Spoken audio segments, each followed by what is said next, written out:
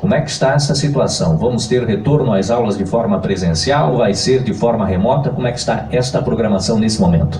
Bom dia, Marcos. Bom dia ao seu. É um grande prazer estar aqui com vocês, em especial podendo usar esse canal de comunicação para fazer alguns esclarecimentos à comunidade. Essa resposta à volta às aulas é esperada por todos. Nós podemos dizer assim que muitos não estão compreendendo a diferença entre município e estado, né? O que nos cabe enquanto Secretaria de Educação, enquanto Prefeitura Municipal, a nossa jurisprudência, digamos assim, é até o 5º ano. São os pequenininhos, a creche e até o 5º ano. Nós temos um calendário que, de acordo com os decretos do governo estadual, indicam que a gente tenha uma comunhão com o Estado, o nosso calendário. Nosso calendário de 2021 foi proposto, foi estudado, foi autorizado em 1º de dezembro de 2020. Na época, a gente programou, dentro do decreto do governo do Estado, que as aulas iniciariam remotas, mas que as escolas estaduais teriam 2 sábados de aula. E o município, para evitar 2 sábados de aula, iniciamos nossa aula no dia 11 e não no dia 18.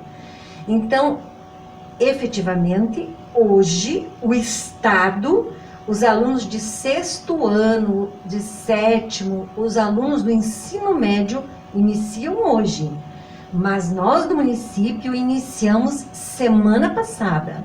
Então, para nós do município, hoje já é o 3º dia de aula, e não o 1º, tá? A volta presencial, que é o que incomoda todo mundo. Nós estamos dispostos e estamos com tudo elaborado, com um programa com planejamento. O município retorna presencialmente dia 15 de março.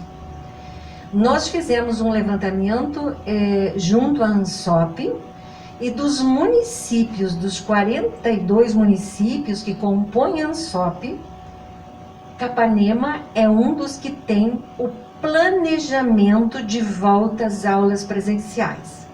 Os demais não sabem sequer se voltam remoto. Essa volta no dia 15 de março com os alunos, totalidade dos alunos ou aquela forma híbrida?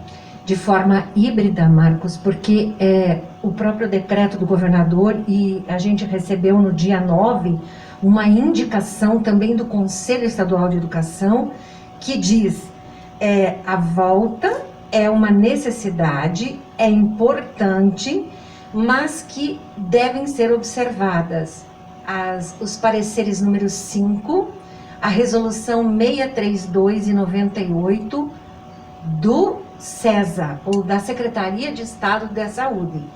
E essas informações, dentro dessa indicação número 1 do Conselho Estadual de Educação, nós temos que garantir o mínimo de espaço, o mínimo de condições.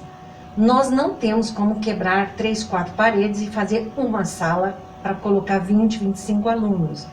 Nós não temos como alugar espaços para que esses alunos caibam de uma forma bem espaçada.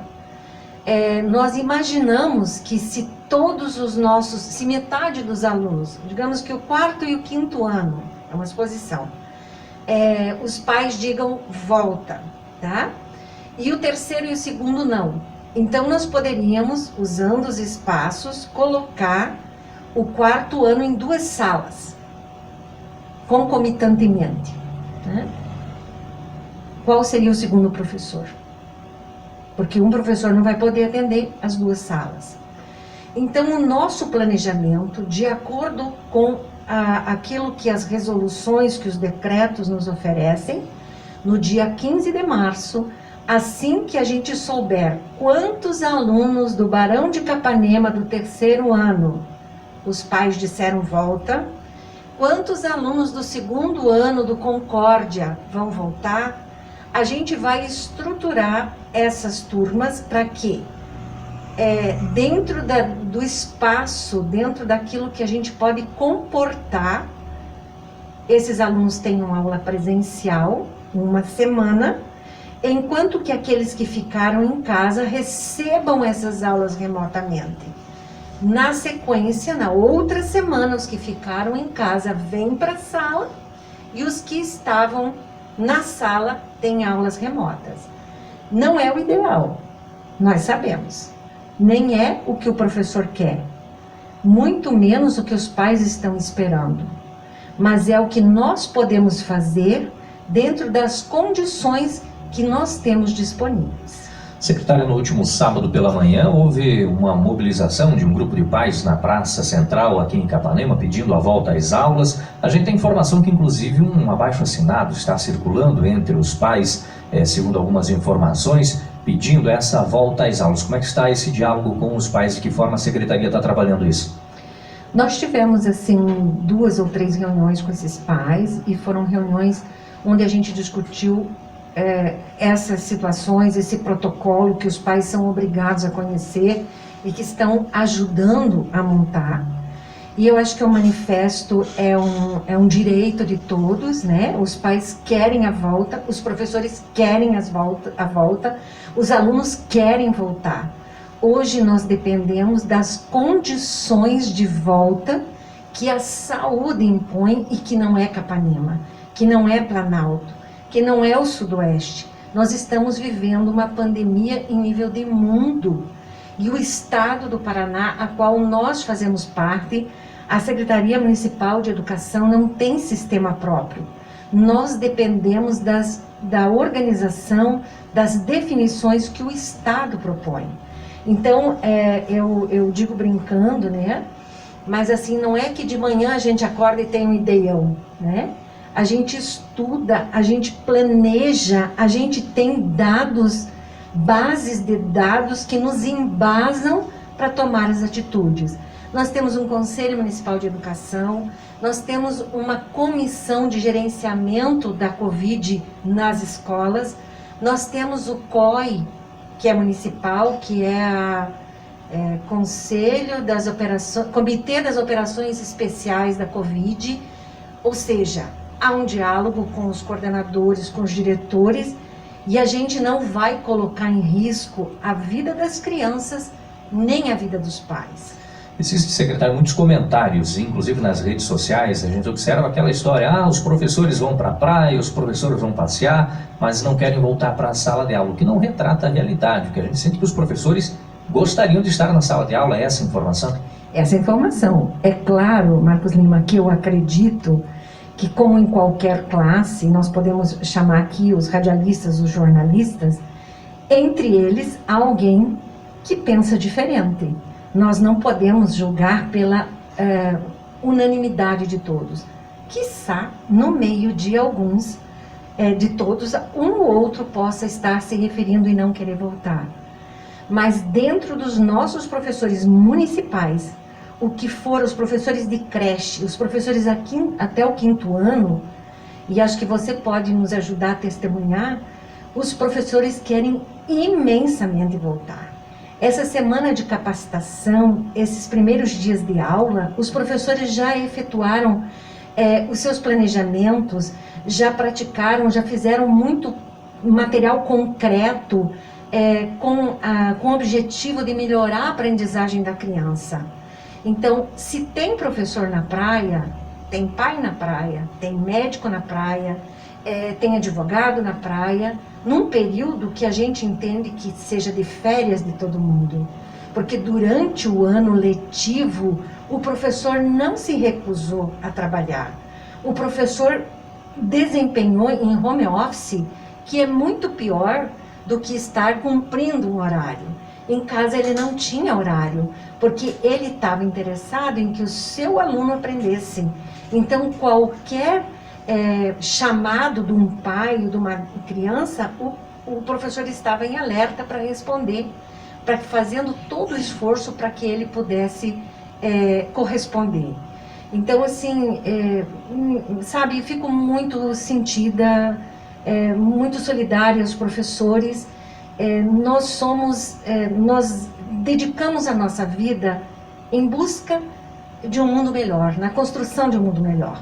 Não estamos recebendo nosso salário gratuitamente. Os professores estão trabalhando de verdade dentro das condições que lhes são favoráveis nesse momento.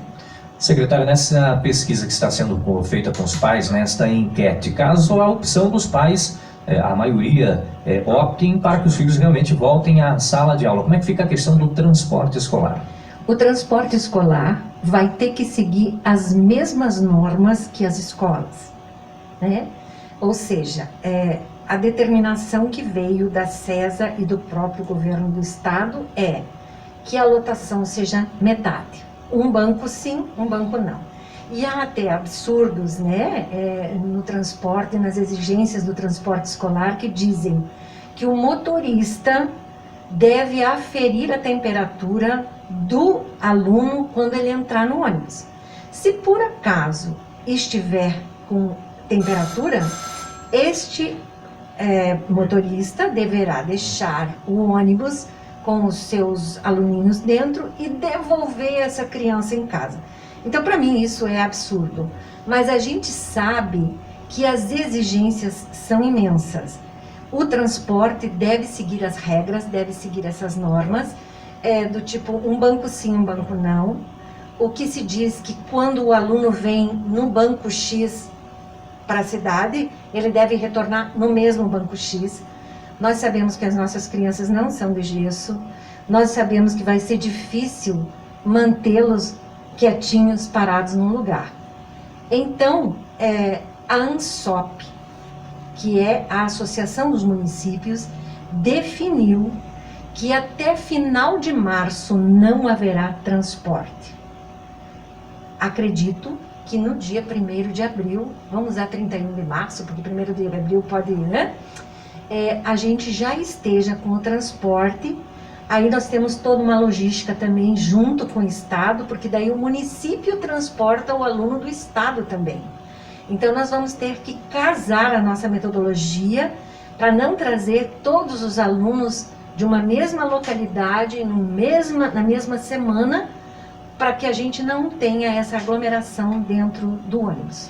Secretária, falamos aqui com relação à questão dos alunos que vão aí para a escola, né, de primeirinho anos em diante. Sim. Mas com relação aos centros de educação infantil, que é outra grande ansiedade dos pais, quando que retoma as atividades do centro de educação infantil? Até porque a gente fala de criança e os próprios números, os dados apresentados por especialistas dizem que as crianças são as que menos têm complicações com a Covid, ou as que menos acabam pegando a Covid em si, que é um fator aí praticamente irrisório, o número de crianças contaminadas ou que tiveram complicações. E os pais, em cima disso, questionam quando voltam às creches também.